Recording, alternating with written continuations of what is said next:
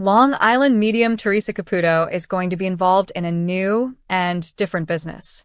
Recently, he contacted various gold prospectors in America, and after learning more about this business from them, he expressed his interest in investing in this sector.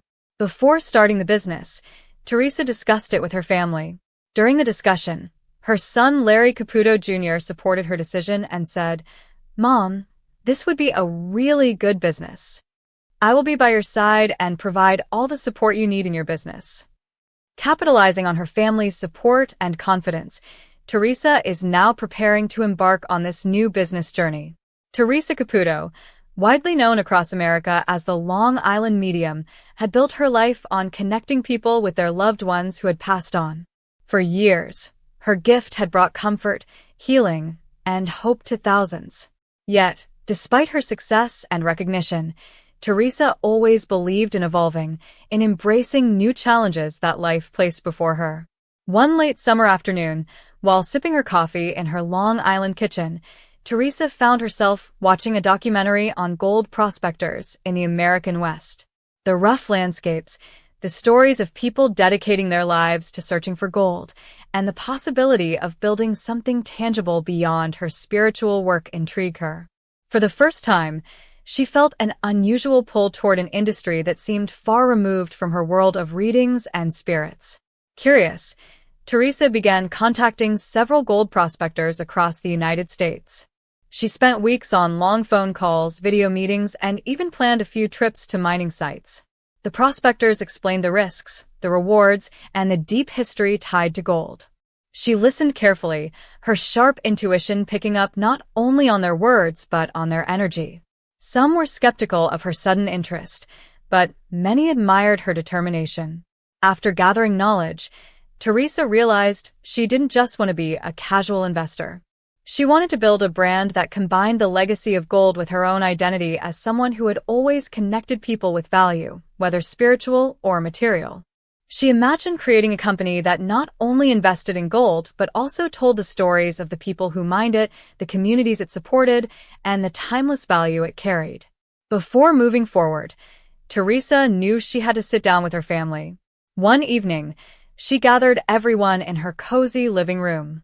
The air was warm, filled with the faint smell of candles she often lit before readings. Her daughter Victoria listened quietly, her arms crossed in thought, while her son Larry Caputo Jr. leaned forward, curious about what his mother had to say. "Listen, I know this might sound crazy," Theresa began with her signature laugh, "but I've been learning about gold prospecting, and I think this could be something special, something real, something lasting. I want to invest in it." The room went quiet. For a moment, Victoria raised her eyebrows, clearly surprised, but before she could speak, Larry Jr. chimed in. "Mom," he said with a smile, "this would be a really good business. I'll be by your side and give you all the support you need. If anyone can turn something unexpected into a success, it's you." Theresa's eyes softened. She had always relied on her family, and hearing her son's unwavering support gave her the push she needed. Over the following months, Theresa worked tirelessly. She partnered with a group of experienced prospectors and formed a company that would not just dig for gold, but also promote ethical sourcing and transparency.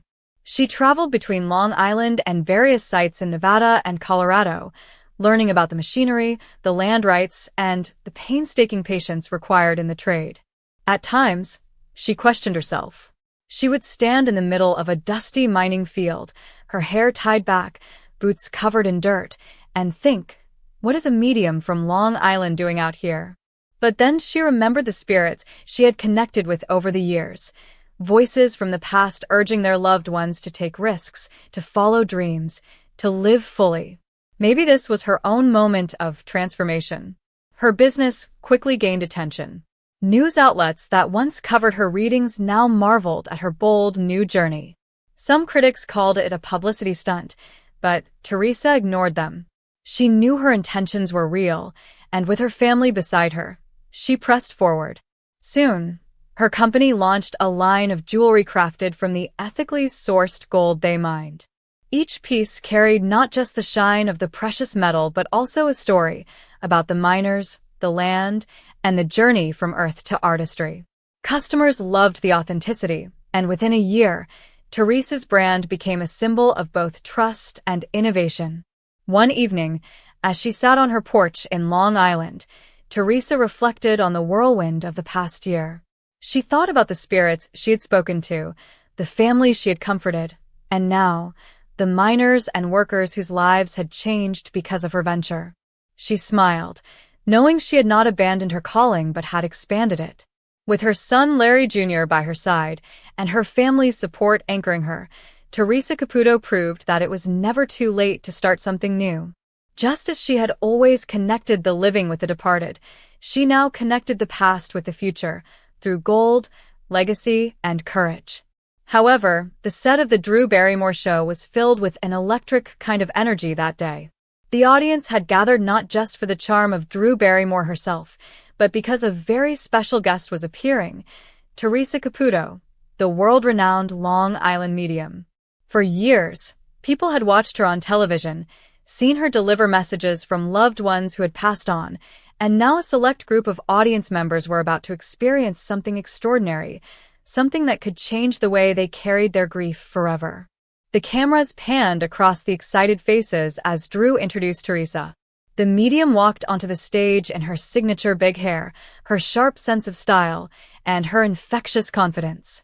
She smiled warmly, but her eyes already carried that faraway look, the one people recognized when she was tuning into the spirit world. "All right," Theresa said, gesturing to the audience. "You all know why I'm here. Spirit's already chatting with me, and let me tell ya, they've been yappin' since I walked into this building." The audience laughed, but many shifted nervously in their seats.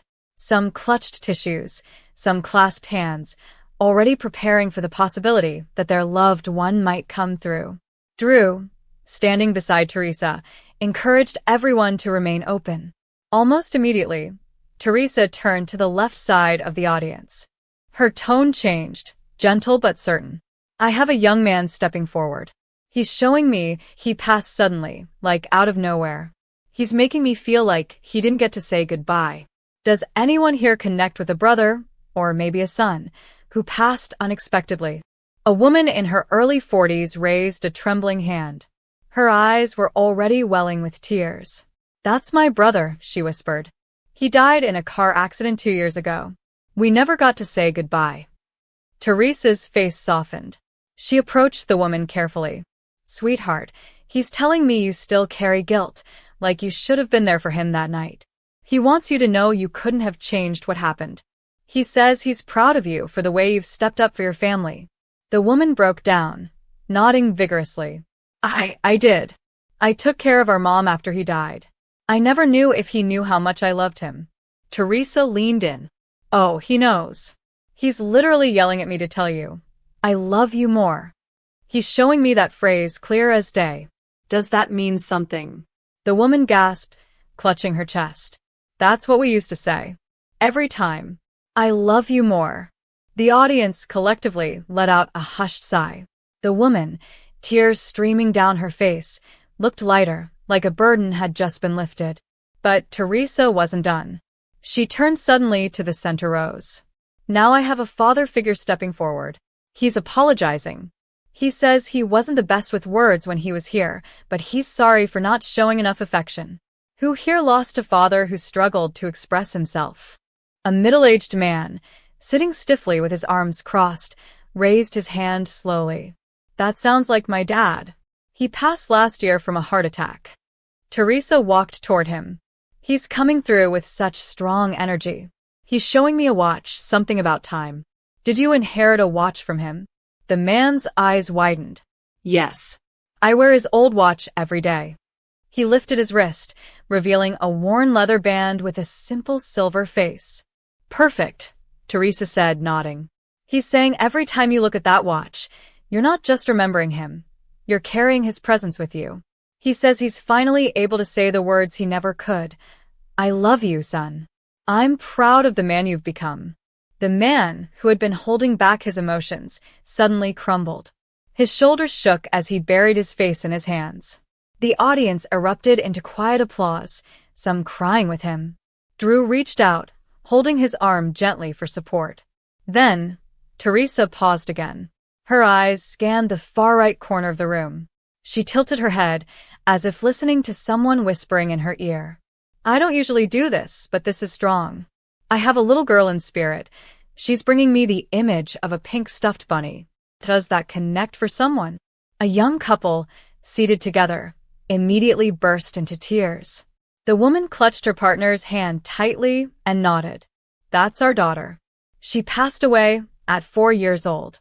She had a pink bunny she carried everywhere. The room went silent, as if everyone collectively held their breath.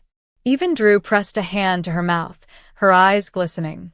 Theresa's voice softened, almost like a lullaby. She wants you to know she's safe. She's telling me, tell Mommy and Daddy I'm okay. She's showing me running in fields, full of light. She says the bunny is still with her. She didn't leave it behind. The mother sobbed openly, her body trembling. The father tried to hold her, his own tears falling freely. We always wondered if she was scared when she left us, the father managed to say. Theresa shook her head firmly. She's telling me she wasn't scared. She's making me feel peace, warmth, like she just drifted into a dream. She says every time you hear the songs she used to sing before bed, that's her way of rocking you to sleep now. The parents clung to each other, their grief spilling out, but at the same time, there was a softness in their expressions, like a piece of their broken hearts had just been mended. The entire studio audience was in tears at this point.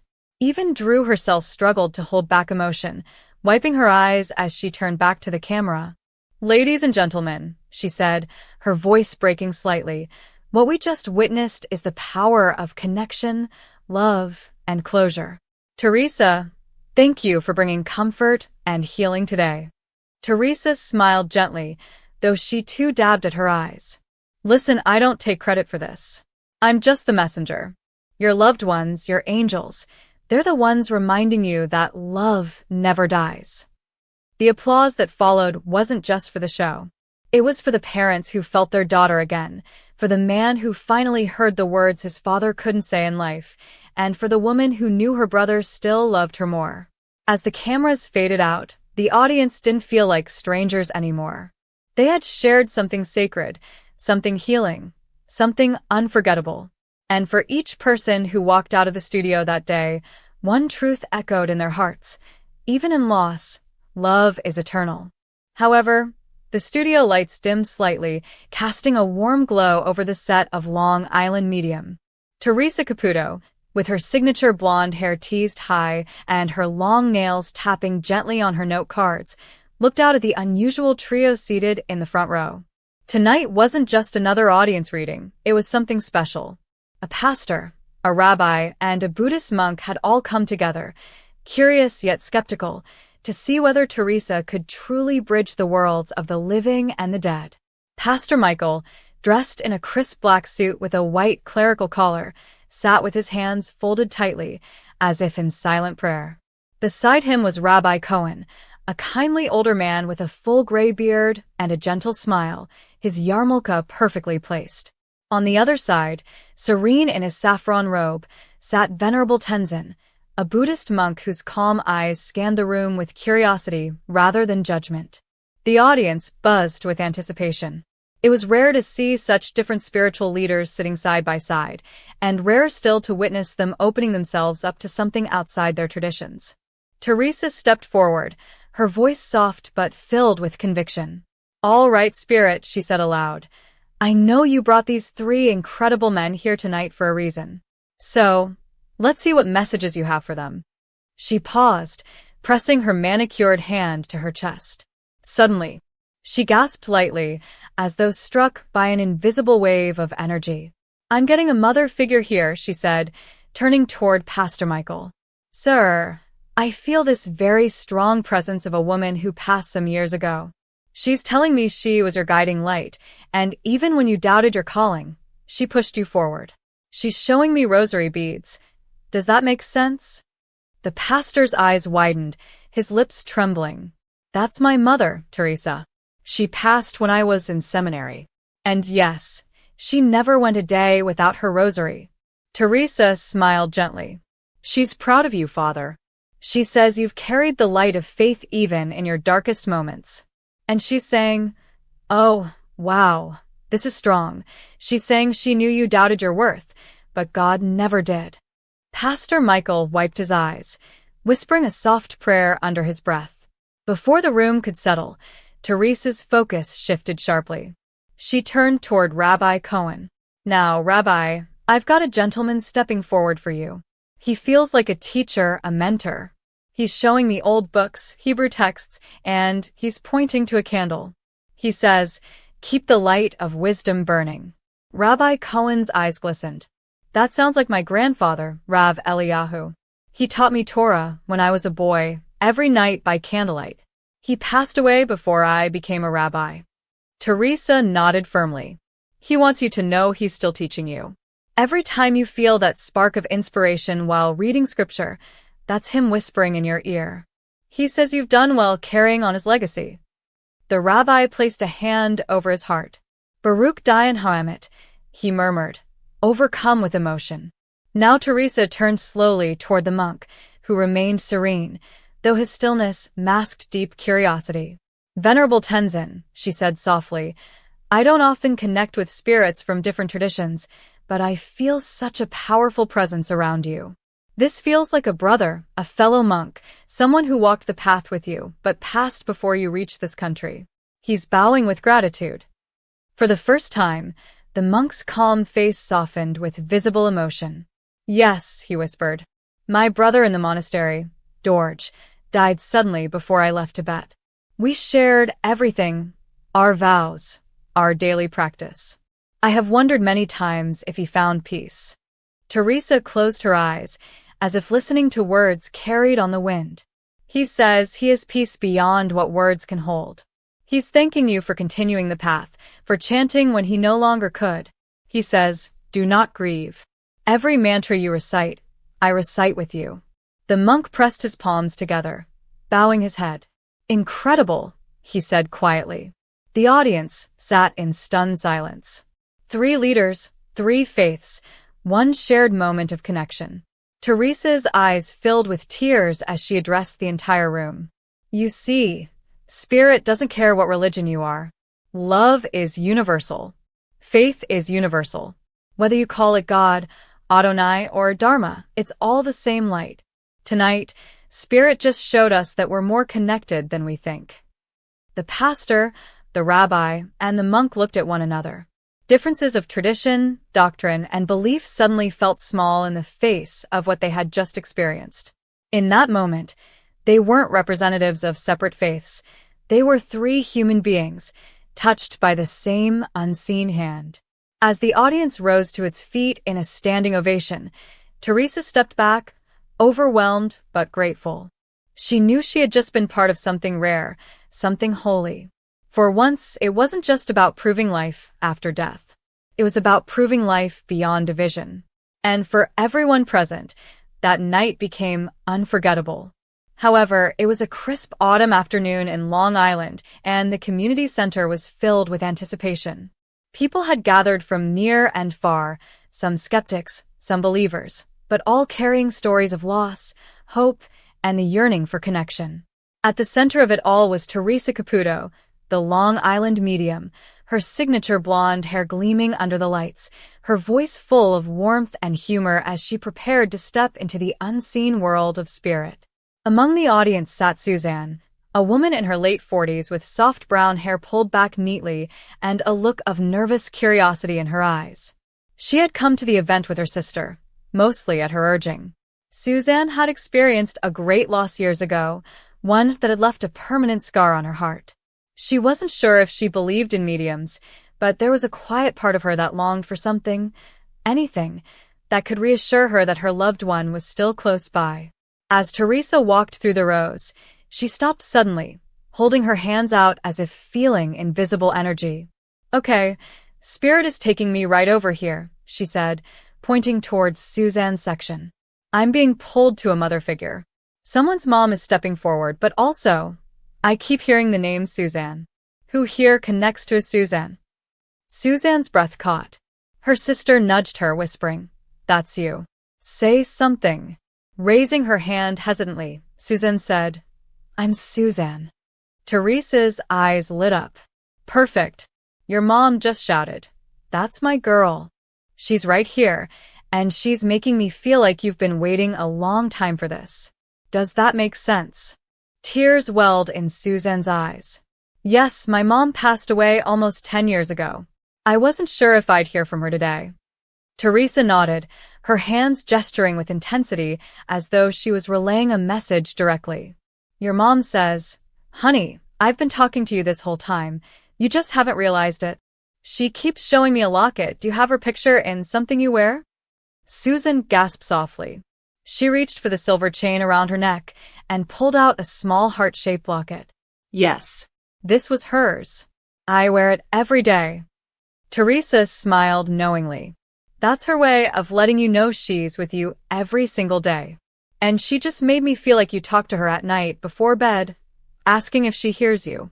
She wants you to know she does, and she's been answering you in little signs, like feathers and cardinals. Do you notice those? Susan nodded, wiping tears from her cheeks. I always see cardinals in my backyard. I didn't know if it meant anything. Sweetheart, that's her. That's your mom's way of saying, I'm here. Theresa's tone softened, almost motherly. She's telling me you've carried guilt about the way things happened at the end. She says you were not supposed to be there at that moment. She made sure of it. She didn't want you to see her pass. She's showing me that you came back into the room after she was gone. Is that true? Suzanne's lips trembled. Yes. I stepped out to get water, and when I came back, she was gone. I've always felt guilty that I wasn't there to hold her hand. Theresa leaned in closer. Your mom says, don't you dare feel guilty another second. She didn't want you to see her last breath. She wanted your memory of her to be whole, not broken. She left in the way she wanted to. And she's thanking you for everything you did. She's saying you were her rock. Do you understand? At this, Susan broke down in tears, her hands covering her face. Her sister hugged her tightly, whispering, see? Mom's here. The room grew hushed, as though everyone was holding their breath. Even those who came as skeptics couldn't help but feel the sincerity in the connection. Theresa continued, her voice strong yet tender. Your mom is making me feel like there's a birthday coming up. She's showing me balloons. She says she doesn't want you to be sad that day. Celebrate like she's still here. Suzanne nodded quickly. My daughter's birthday is next week. Mom always baked her cake every year. Theresa grinned. Well, she's telling me she'll be right there, blowing out the candles with her. She just said, tell my girl I'll never miss a birthday. The audience chuckled softly, many with tears in their eyes. The moment was heavy, but also full of warmth. Then Theresa's voice shifted, becoming more playful as she tilted her head. Your mom just gave me goosebumps. She's showing me you still have her old apron. Do you cook in it sometimes? Suzanne let out a surprised laugh. Yes. I wear it when I make her chicken soup recipe. Theresa beamed.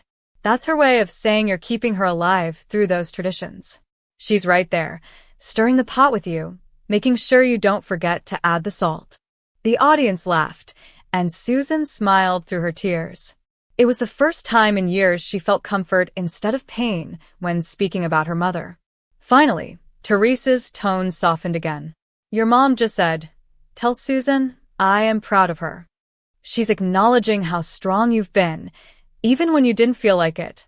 She wants you to stop doubting yourself. You're doing better than you think. By this time, Suzanne's tears had turned into a soft, grateful smile. She whispered, thank you, Mom. I needed this so much. Theresa placed her hand over her heart. Honey, this is why Spirit pulled me to you today. Your mom didn't want you to leave here without knowing how loved you are. She's always with you, every day, every moment. And she just kissed your cheek. Did you feel that tingling just now? Suzanne's hand flew to her face. Yes, I did. That's her.